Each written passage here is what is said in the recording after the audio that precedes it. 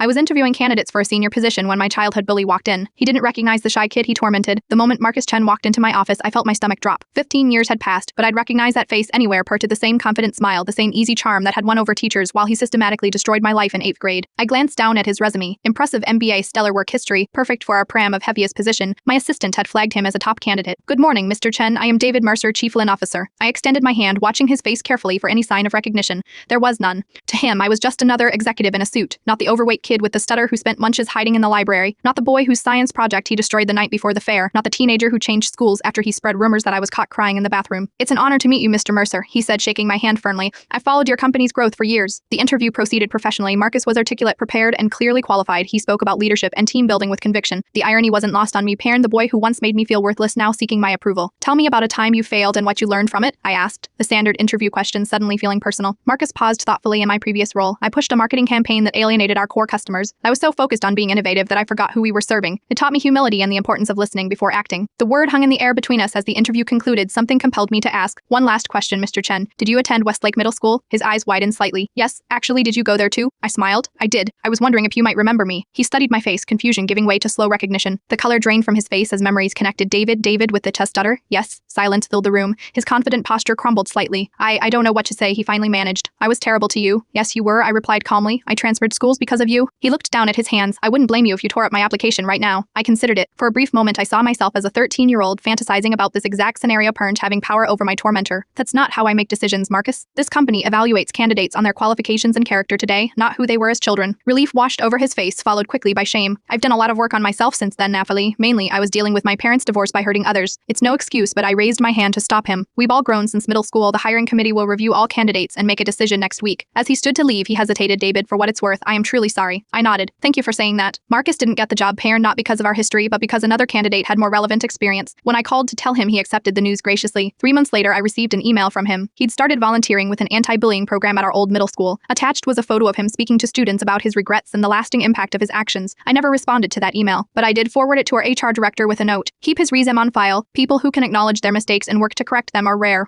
Sometimes the greatest power isn't in getting revenge. It's in watching someone confront who they used to be while you show them who you've become.